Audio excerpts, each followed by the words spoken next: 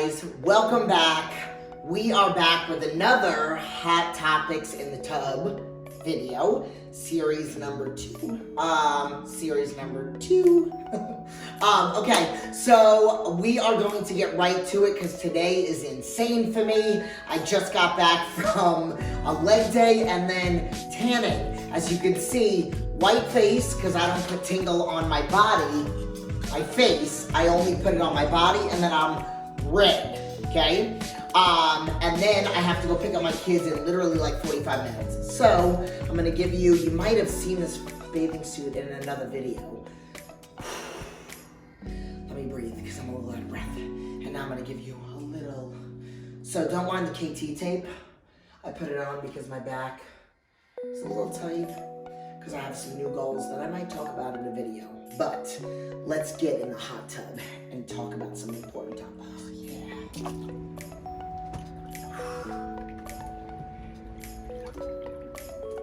Oh, God. Okay. All right, guys, here we go. All right, we're going to talk about a couple topics, 2 specifically.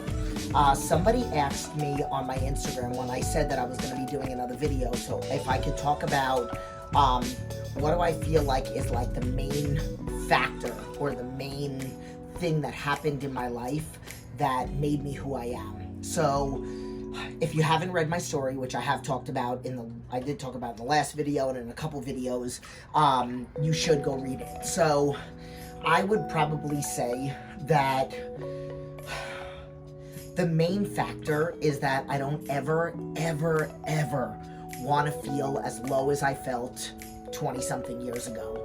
I know the work that I had to put in. Like, this is the reason why I feel like I'm a successful health coach, because I understand my clients' struggles. Like, I understand the work that it takes to what you have to put in to go from being negative all day long to being somebody that like tries to change the way that I think, tries to help people change the way that they think when it comes to like positivity and mindset and all that other stuff.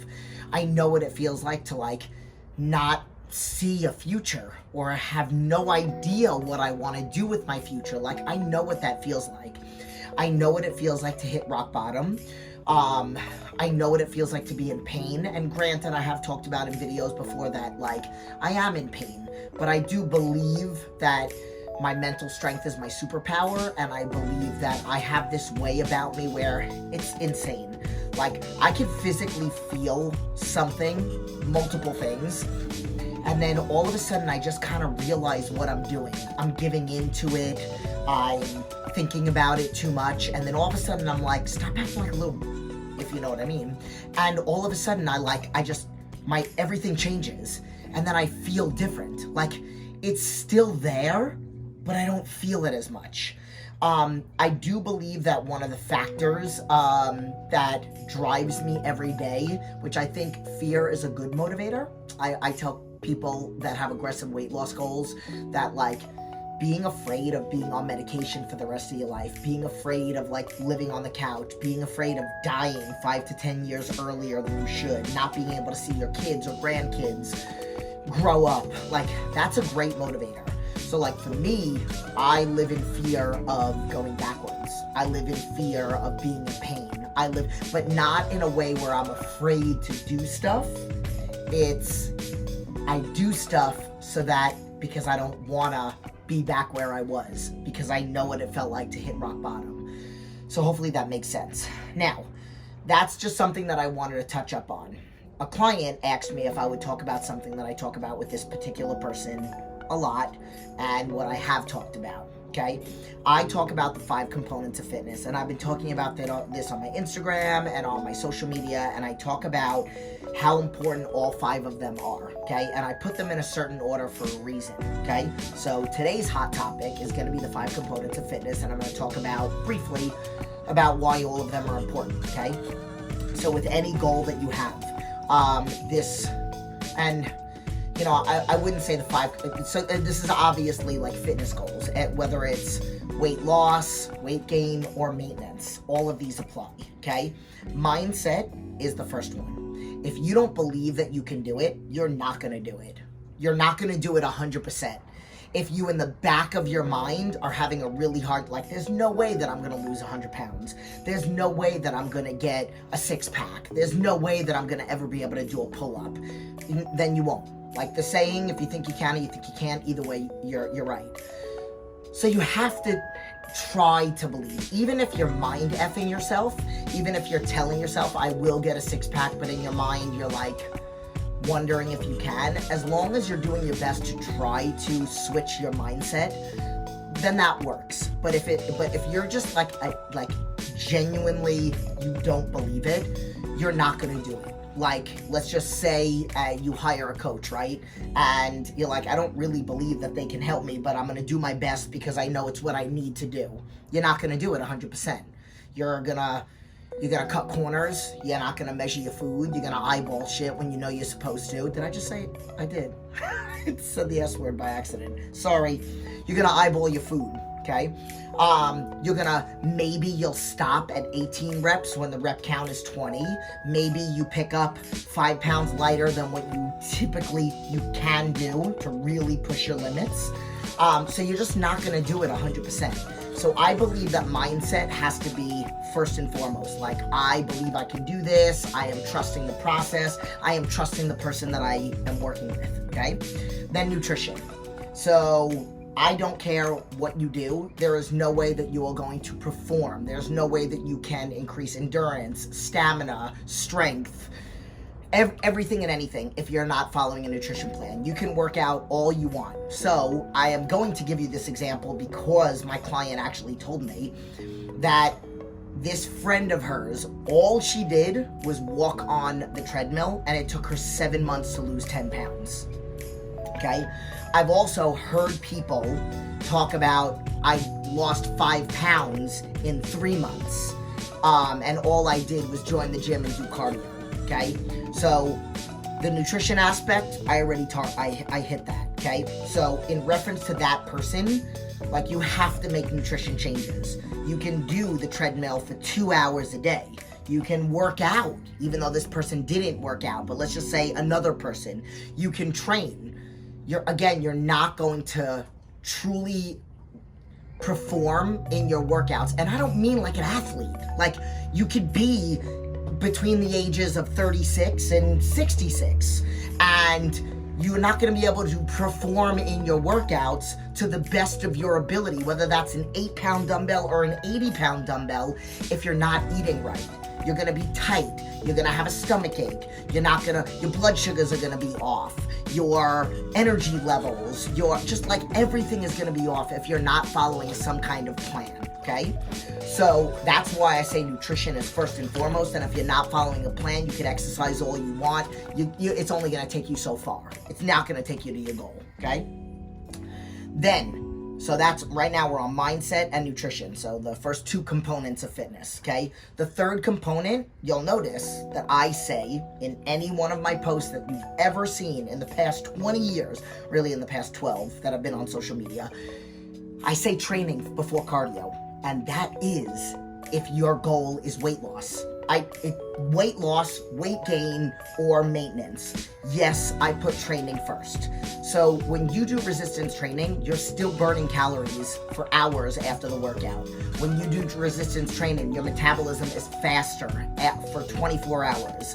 When you do cardio, you stop burning calories when you're done with your cardio, and your metabolism doesn't really change much. So you want to incorporate resistance training. The more lean muscle tissue you have on your body, the faster your metabolism is at rest.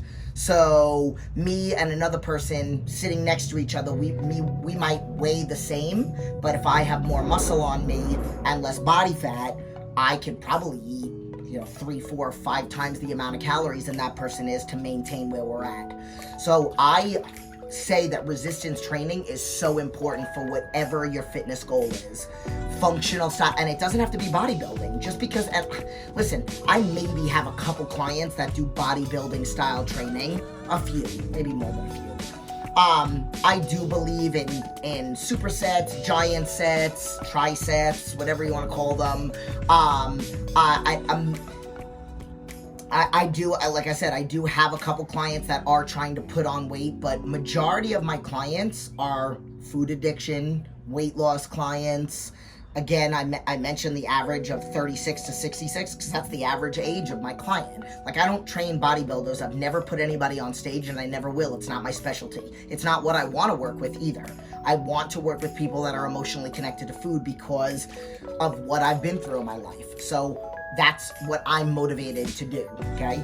So, again, yeah, I forgot why I was even talking about this. I know it was about resistance training, but no matter what the goal is, your metabolism, I mentioned that already. Okay, so the style of training, you're going to be more functionally strong. You're less likely to injure yourself picking up a 5-pound bag of rice. Let's just say if you drop your keys, you're less likely to get injured doing simple functional things if you are more functionally strong. And everybody's training is different.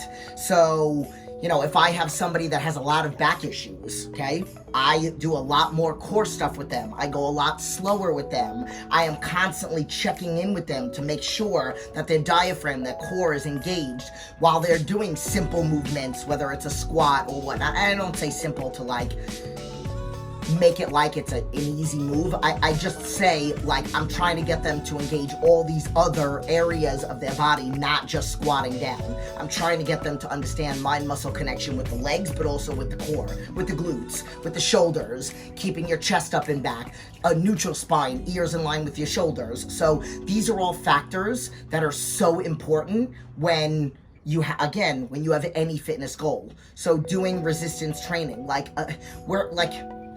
everything that you do, like you drive, and here's another thing with the way that I do my training, I mentioned this in one of my videos, like I don't do chest with hardly any of my women, even though a lot of my women don't have implants, because we do so much pushing. I don't really see a point in girls doing chest. I do have a couple guys, they do chest, absolutely, but I do a lot more pulling movements because we are like this all day long, so you want to open up. It's good for posture, and again, the more you are like this, the more likely you are to get injured. So again, getting back to the whole training, it doesn't have to be bodybuilding training. It could be functional, it could be circuit, it could be whatever it is. However you do it, but resistance training is super important. And then again, the whole burning calories factor, getting to the goal. Like I used to be a fitness manager at Bally's, and I would have people, like I had a guy actually join, and he's like, listen, I want to join the gym, but I don't want to get a personal trainer. I have like 100 pounds to lose. I want to lose my first 50 pounds. I just want to come in here and get on the pre-core. And I'm like, do you know that you can get to your 50-pound weight loss goal, your halfway mark, 5 times quicker if you were to work with a trainer? Like, learn about nutrition and train, and you can cut your calories down. I'll cut your cardio down and get in training, and you'll burn more calories. So that is huge for me when it comes to me working with somebody. Like when I work with somebody, they got to do everything or they do nothing. I can't guarantee any results unless they're doing everything. So this client of mine, sometimes, and again, I'm not going to say who it is, whether it's a guy or a girl, I might have even said he or she, but whatever. Sometimes if they can't make it into training, because they do train with me on the computer, they'll just fall back on cardio. And I'm like, don't forget about how important training is. If you only have time for one thing, I would actually rather you get in your training. I know you want to lose weight, but I don't want you to be I don't want you to be getting in 5 days of cardio and then 3 days of training, or 2 days, 7 days in a week. Come on, Jen. I don't want you to only get in 1 day of training and then 6 days of cardio. So I've kind of beat a dead horse on that. Then, of course, cardio. Now, I do cardio. I don't want to lose weight, but I do it, okay? I go for walks now that I'm doing, if you saw in the last video with the 75 hard, I don't necessarily go on my stairs or bike, which I might get back to that, because I do have to do 2 workouts a day. So one of them has to be outside unless I was to bring my bike out here, which I just might. But today I do have to go for a walk. So that's my cardio. It's steady state cardio. My heart rate does get up, depending on when I'm doing it or how I'm doing it. Like today I'm gonna do it without reading, and then I'm gonna read because of the way my day is going today. Sometimes I'll do it while I'm reading, but whatever. Cardio, heart health. Cardio for weight loss, Yeah, you burn calories. You do a combination of steady state, but I don't believe in low heart rate steady state. I believe in steady state, like let's just say if you were to do a light jog or a fast walk or a bike ride, but your heart rates aren't going to be in double digits, they are going to be in triple. So they might not be at 150, and again, everybody's heart rate is going to be different, so when a client joins my program, I do the Carbonin formula for them after I find out what their resting heart rate is and their age, and I do the calculation for them, and I tell them when they're doing cardio what their heart rate should be above. And then if I have them do HIIT, I'll teach them that what their ranges should be, okay? So then there's cardio. And then recovery, which I myself, I am trying to be better with it. It could be a deep tissue massage. It could be the jacuzzi. It could be an Epsom salt bath. It could be stretching. It could be dry needling, acupuncture. It could be whatever it is to recover from all the other things that you're doing. So the 5 components of fitness when you're trying to reach any goal is so beyond important. So please, I hope you take something away from this. I hope you start, and it doesn't have to be, I have some clients that do 3 days a week of training. I have most of my clients do 5. I've trained people in wheelchairs on Zoom. Like I had a client that was with me for 6 months on Zoom in a wheelchair, okay? I had a guy that I trained for 2 years at my studio that I'm laughing because of something that he said. He lost 40 pounds with me, and I'll never forget the day I got a text message from him telling me, and you know what, I like to keep it real, so excited that he saw his you-know-what for the first time in like 30 years. So, and he also came in on a walker, and within a couple months, he got up off the ground without his cane or his walker. And this guy did resistance training with me at the age of 80, God, what was he? I think my oldest client was 84, he was 83. I did virtual coaching with a woman that was 84 years old. I coached her for 4 years. So, whatever. So, again, age, fitness level, whatever it is. That's my alarm going off in the house, telling me that I gotta go pick up my kids. Okay, so I'm glad that I could hear that. So again, I hope you take something from this. It could be anything. You could do step-ups. You can do wall push-ups. You could do bicep curls with a tube. You could set up a tube and attach it to your doorway and do tricep press downs. You could sit down on the floor and do rows with a tube. I mean, there is so much stuff that you could do with tubes.